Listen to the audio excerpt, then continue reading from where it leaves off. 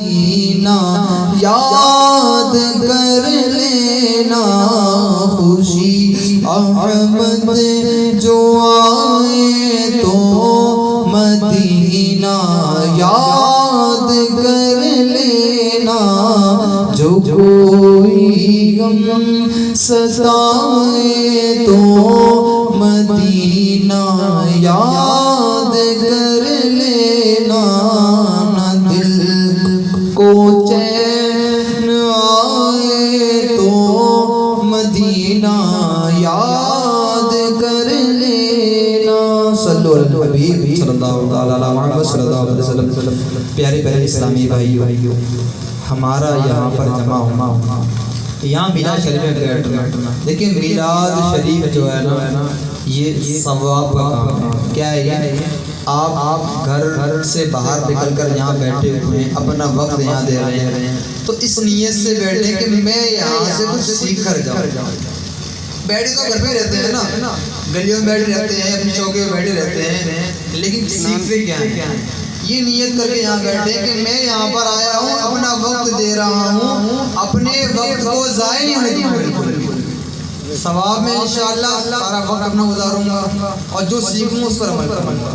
ہمارا میلاد کا مقصد مسجد میں بیان سننے کا مقصد، یا جہاں بھی ہم جائیں ہمارا یہی مقصد ہو کہ ہمیں علم دین سیکھنا ہے نا، ثواب کی نیت سے ہمیں حاضر ہونا ہے۔ تو اللہ پاک نے چاہا تو انشاءاللہ ہم سیکھ پائیں گے، اور اگر ہم دیکھنے کے لیے آئے ہوں گے نا تو دیکھ کے چلے جائیں گے۔ سیکھنے کے جو سیکھنے آیا ہے نا وہ سیکھ کر جائے گا، جو دیکھنے آئے وہ دیکھ کر جائے گا، ہے نا ایسا؟ تو اللہ پاک ہمیں عمل کی توفیق عطا فرمائے۔ السلام علیکم ورحمۃ اللہ وبرکاتہ۔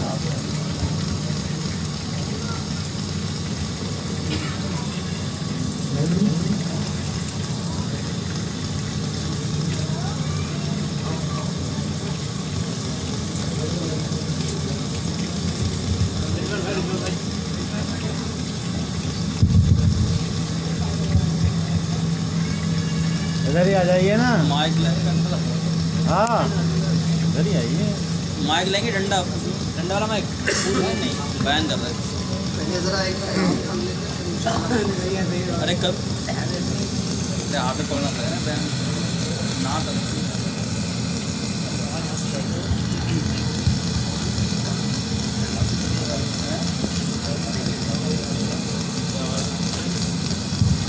مہمان آ رہے ہیں، کوئی نہیں آتا تو چلا دیکھا۔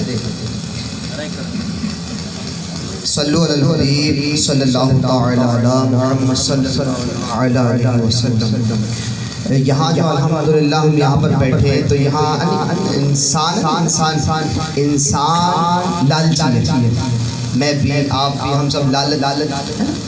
اب لالچ دو طرح کا ہوتا ہے، ایک نیکیوں کا لالچ ہوتا ہے اور ایک دنیا کا لالچ ہوتا ہے۔ تو یہاں تو دنیا کا لالچ تو کوئی ہے ہی، ہم آپ یہاں بیٹھے اس لیے بیٹھے کہ یہاں انشاءاللہ جو سنیں گے اور اس پر عمل کرنے کی کوشش کریں گے انشاءاللہ۔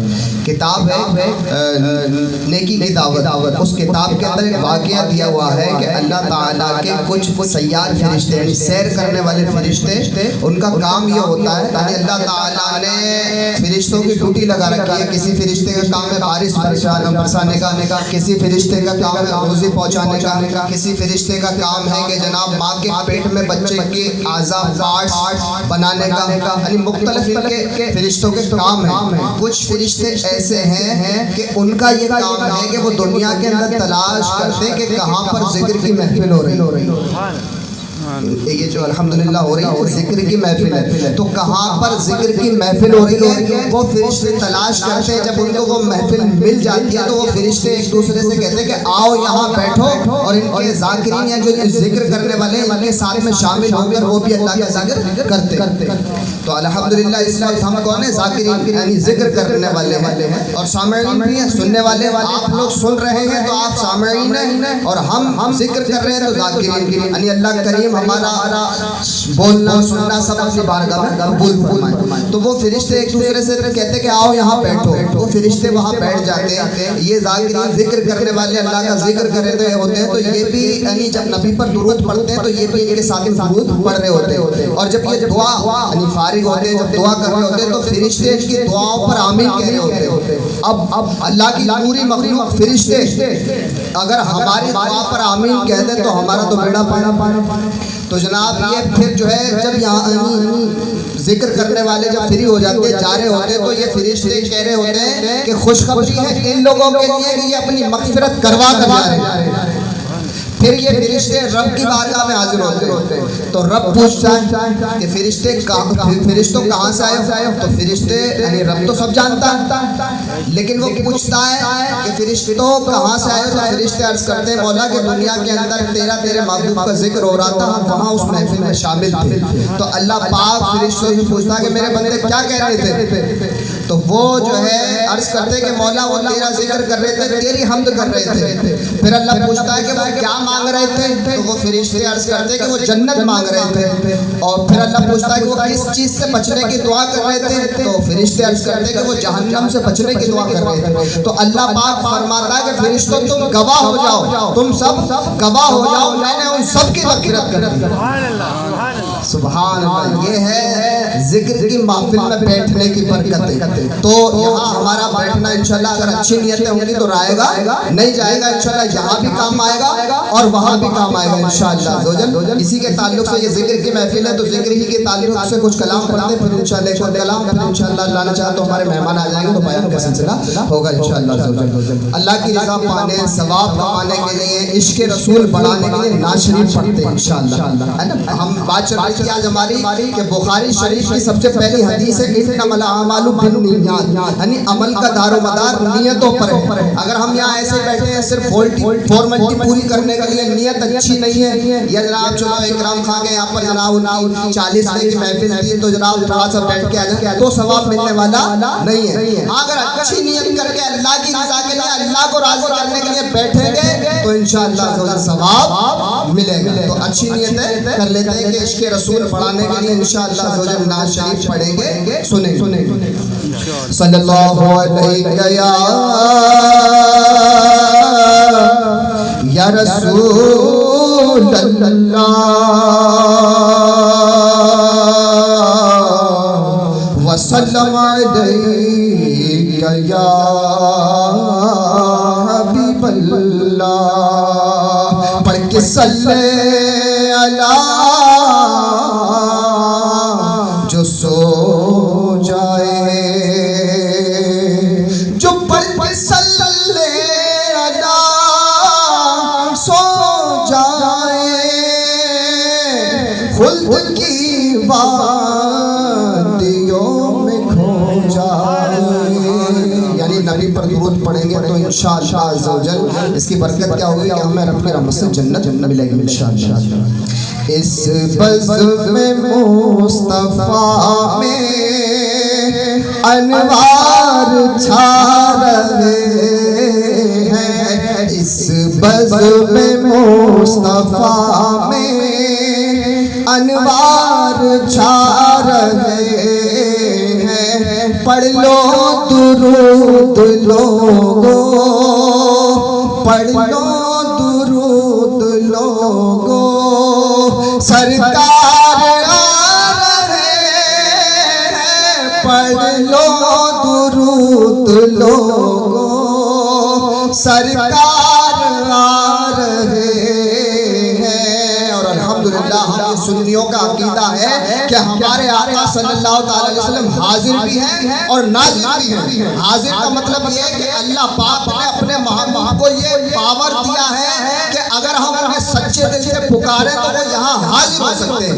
اور ناظر کا مطلب یہ ہے کہ وہ اپنی قبر انور کے اندر رہ کر ہمیں ملاحظہ فرما رہے ہیں کہ میرے امتی میرے رب کا اور میرا ذکر کر رہے ہیں. تو اس بزم مصطفیٰ میں انوار چھا رہے ہیں.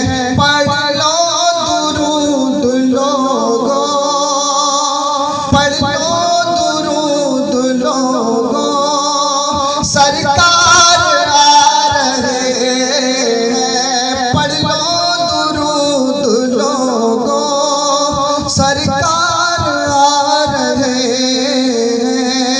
اور کیا تھی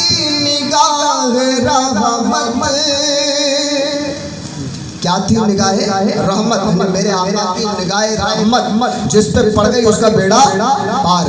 کیا تھی نگاہ رحمت جا کر عمر سے پوچھو، آئے تھے قتل کرنے ایمان لا رہے ہیں، آئے تھے قتل کرنے ایمان لا رہے ہیں. اس بزم مصطفیٰ میں انوار چھا رہے ہیں، پڑھ لو درود لوگو سرکار آ رہے ہیں. اور بڑے پوائنٹ والا جو ہے پوائنٹ کا جو ہے شعر جو ہے شاعر کہتے ہیں کہ اللہ نے جلائی دوزخ کی آگ، لیکن دوزخ کی آگ اس کے بارے میں علماء فرماتے ہیں کہ یہ ایسی آگ ہے کہ اس آگ سے، جہنم کی آگ سے، دوزخ کی آگ سے دنیا کی استعمال کے لیے آگ کو لیا گیا. تقریباً 70,000 بار یا 1000 بار اس کو رحمت کے پانی میں گوتا لگوایا گیا، تب یہ آگ اس قابل ہوئی کہ ہم اس سے نفع اٹھا سکیں. تو اس آگ کو ہم برداشت نہیں کر سکتے. اگر گناہ کرتے رہے، نمازیں چھوڑتے رہے، اللہ کی نافرمانی کرتے رہے اور اللہ نہ کرے ہمیں جہنم میں ڈال دیا تو ہمارا بنے گا. تو دنیا کی آگ ہم برداشت نہیں کر سکتے، تو جہنم کی آگ برداشت نہیں کر سکتے. تو بہتر یہ کہ ہم گناہ چھوڑ دیں اور نیکیوں میں لگ جائیں. اللہ نے جلائی دوزخ کی آگ، لیکن رو کے آنسوؤں سے آقا بجھا رہے ہیں، رو کے آنسوؤں سے آقا بجھا رہے ہیں. اس بزم مصطفیٰ میں انوار چھا رہے ہیں، پڑھ لو درود لوگو سرکار آ رہے ہیں.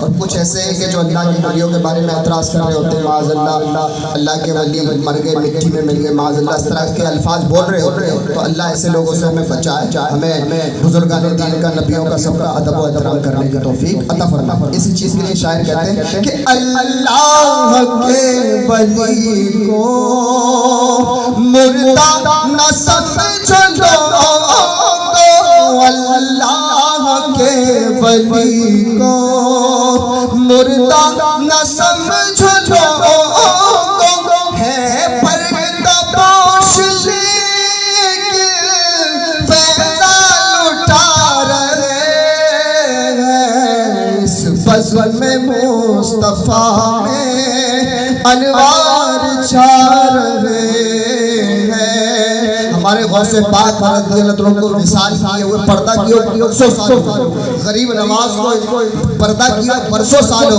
گئے، محبوب الہی کو پردہ کیے 100 سال، کافی ٹائم گزر گیا.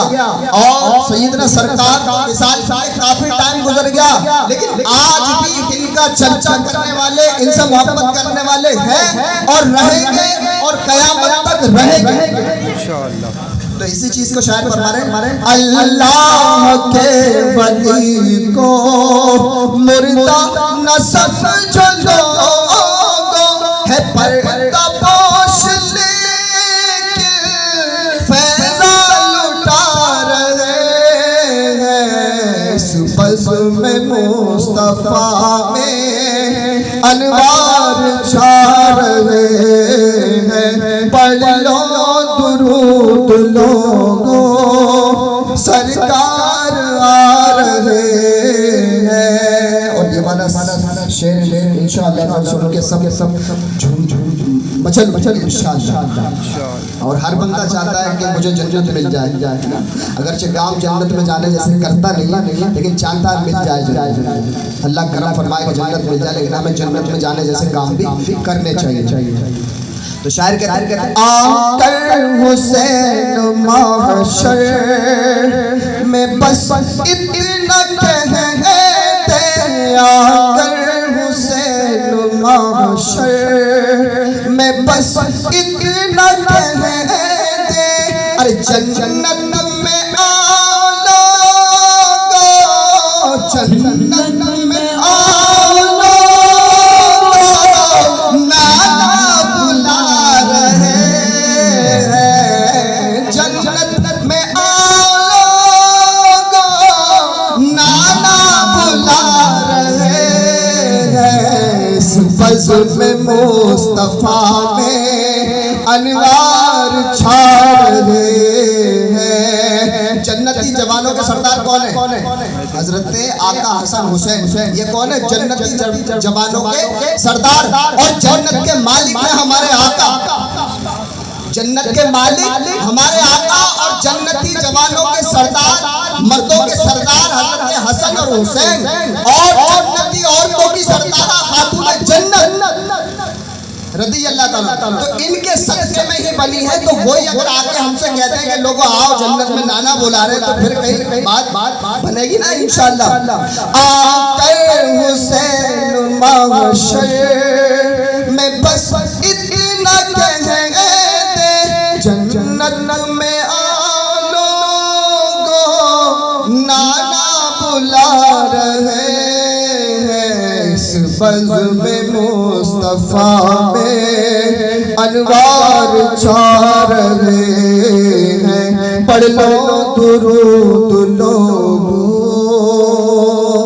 سرکار آ رہے ہیں صلو علی الحبیب اللہ تعالی علی محمد صلی اللہ تعالی وسلم نعت پاک سننے پر کیا ملتا ہے یوں سمجھے کہ یوں تو پورا قرآن نعت ہے حضور کی تعریف بیان کر رہا ہے نعت اس کو کہتے ہیں جس میں حضور صلی اللہ علیہ وسلم کی تعریف بیان کی جائے تو مصر کے بازار میں حضرت یوسف علیہ السلام کو بیچنے کا سلسلہ تھا تو دیگر لوگ ان کو خریدنے کے لیے نکلے ایک بڑھیا تھی بڑھیا تو اس بڑھیا نے کچھ رقم لی اور لے کر جو ہے وہ چلی کسی نے پوچھا بوڑھی ماں کہاں جا رہی ہو کہا کہ حضرت یوسف علیہ السلام کو خریدنے کے لیے جا رہی کہا کہ یوسف علیہ السلام کو خرید پاؤ گی وہ تو بڑے مہنگے بکیں گے کہا کہ یہ مجھے پتا ہے کہ میں ان کو خرید نہیں پاؤں گی لیکن ان کے خریداروں میں میرا نام تو آ جائے ان کے خریداروں میں میرا نام تو آ جائے گا تو ہم پہ نام تو خیر پڑھنی آتی نہیں ہے لیکن حضور کی تعریف کرنے والوں میں انشاءاللہ ہمارا نام آ جائے گا انشاءاللہ تو مل کر میرے ساتھ پڑھیے گا انشاءاللہ اس کی برکتیں ملیں گی انشاءاللہ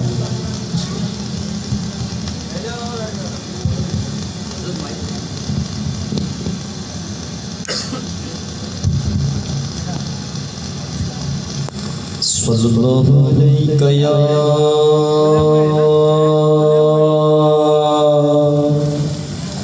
یا رسول اللہ